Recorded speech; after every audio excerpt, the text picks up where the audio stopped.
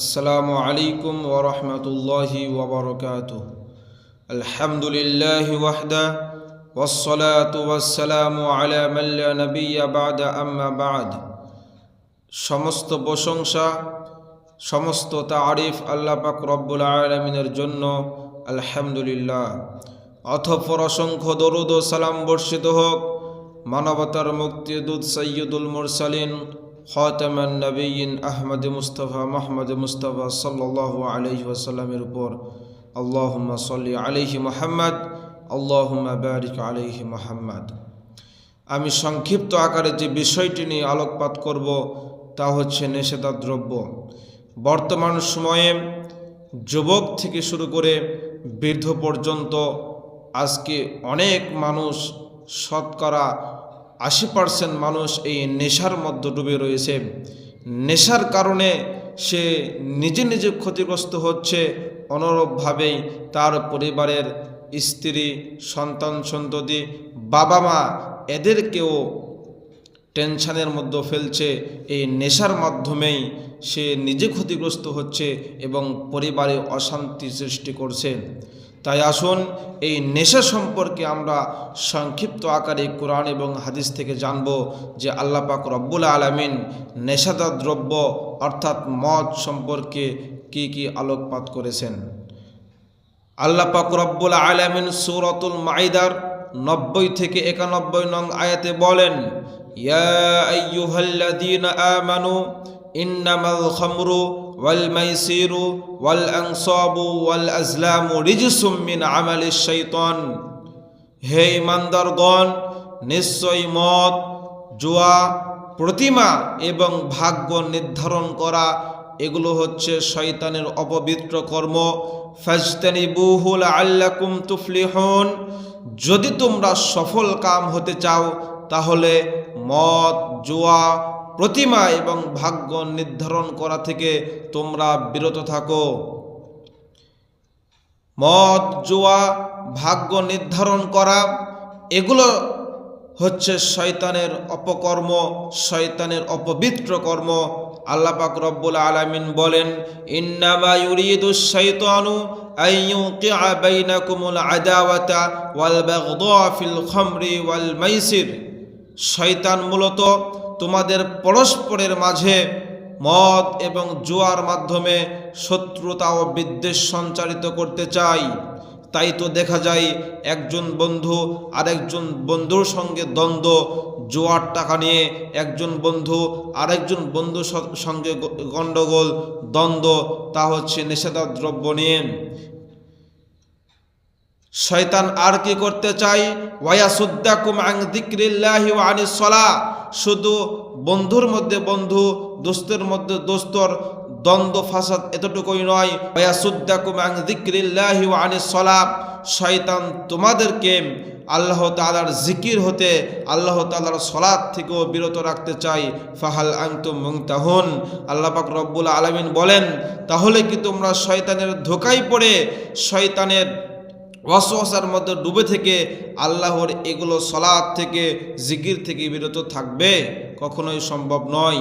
কখনোই আমাদেরকে জিকির থেকে, আল্লাহর সালাত থেকে, আল্লাহকে স্মরণ করা থেকে বিরত থাকা যাবে না।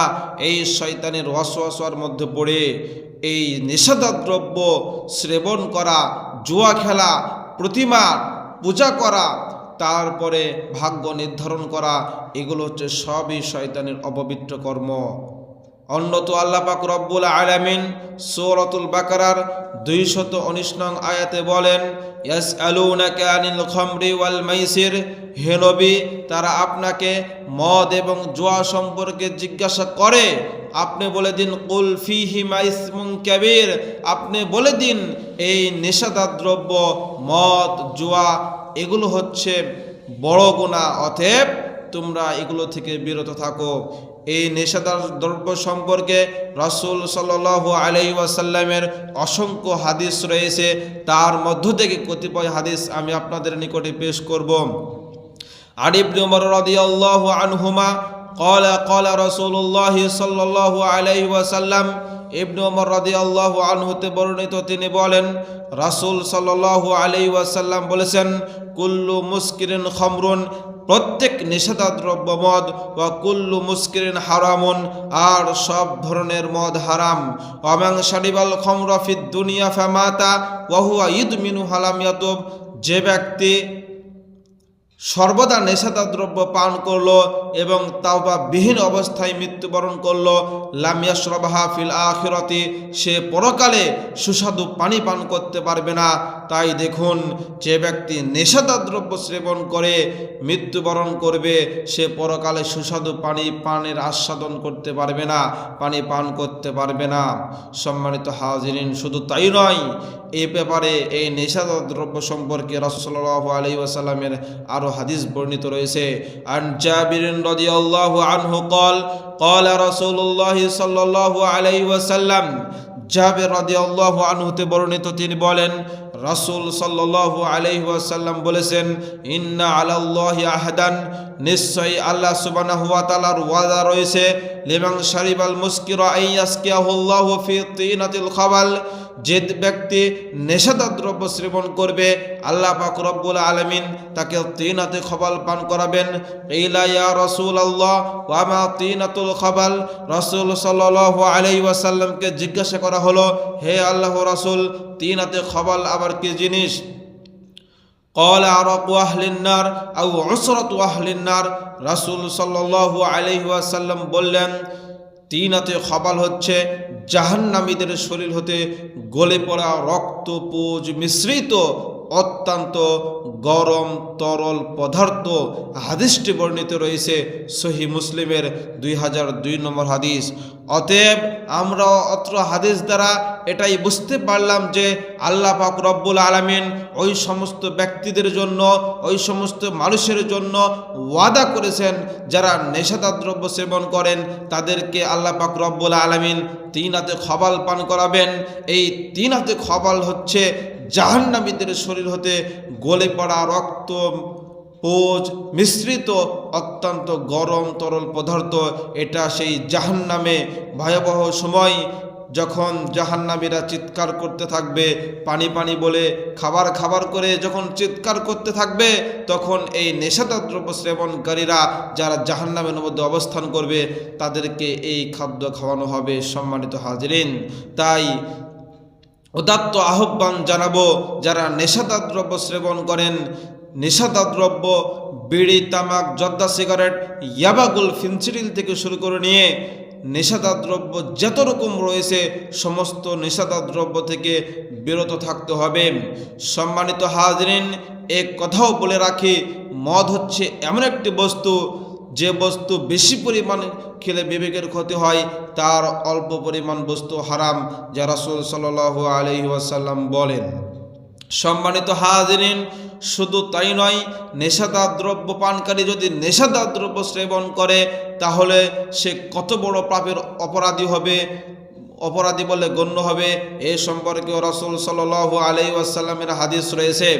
আন আবি হুরায়রা রাদিয়াল্লাহু আনহু قال قال رسول الله صلى الله عليه وسلم, আবু হুরায়রা রাদিয়াল্লাহু আনহু তে বর্ণিত, তিনি বলেন রাসূল সাল্লাল্লাহু আলাইহি ওয়াসাল্লাম বলেছেন, মুদমিনুল খামরি কাআবিদি ওয়াসানিন, সর্বদা নেশাদার দ্রব্য সেবনকারী মূর্তি পূজকের ন্যায় অপরাধী।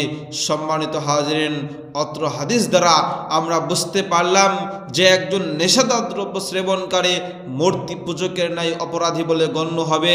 যেমনভাবে একজন হিন্দু, একজন খ্রিস্টান, একজন ইহুদি যেমনভাবে মূর্তির সামনে মাথা নত করে সে মুশরিক হয়, শিরক করে, আল্লাহর সঙ্গে অংশীদার স্থাপন করে, অনুরূপভাবে যদি মুসলিম কোনো ব্যক্তি নেশাদার দ্রব্য সেবন করে, বিড়ি, তামাক, জর্দা, সিগারেট, ইয়াবাগুল, ফেনসিডিল পান করে, তাহলে সে একজন মূর্তি পূজকের ন্যায় অপরাধী হবে। অর্থাৎ সে আল্লাহ পাক রব্বুল আলামিনের সঙ্গে অংশীদার স্থাপন করার মতো গুনার মধ্যে সে লিপ্ত হবে।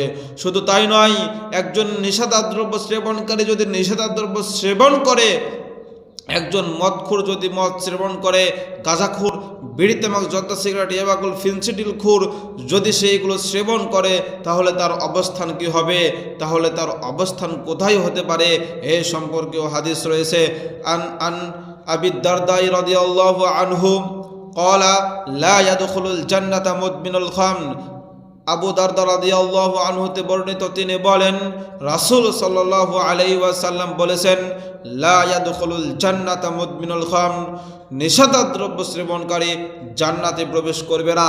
অতএব যে ব্যক্তি নেশার মধ্যে জড়িত রয়েছে, যে ব্যক্তি নেশাদার দ্রব্য সেবন করে, যার বিড়ি না খেলে, জর্দা না খেলে, গাঁজা না খেলে, ইয়াবাগুন ফেন্সিডিল এগুলো পান না করে ঘুম ধরে না, ঘুম আসে না, তাকে ভালো লাগে না, অশান্তি মেটানোর জন্য যারা এগুলো সেবন করে, এই সমস্ত ব্যক্তিদের জন্যই কাল কিয়ামতের দিন জাহান্নাম অপেক্ষা করছে। অতএব যারা নেশাদার দ্রব্য সেবন করবে তারা জাহান্নামের মধ্যে অবস্থান করবে। এটা আমার কথা না, এটা রাসূল সাল্লাল্লাহু আলাইহি ওয়াসাল্লামের হাদিসের কথা। এই হাদিসটি বর্ণিত রয়েছে ইবনু মাজার 3376 নম্বর হাদিস। তাই আসুন আল্লাহ পাক রব্বুল আলামিন ওই সমস্ত ভাইদেরকে হেদায়াত দান করুন, সঠিক পথে নিয়ে আসুন যারা নেশার মধ্যে রয়েছে, যারা বিড়ি, তামাক, জর্দা, সিগারেট, ইয়াবাগুল ফেন্সিডিল পান করে। আল্লাহ পাক রব্বুল আলামিন তাদেরকে সঠিক পথে নিয়ে আসুন। আল্লাহুম্মা আমিন। আসসালামু আলাইকুম ওয়া রাহমাতুল্লাহি ওয়া বারাকাতুহু।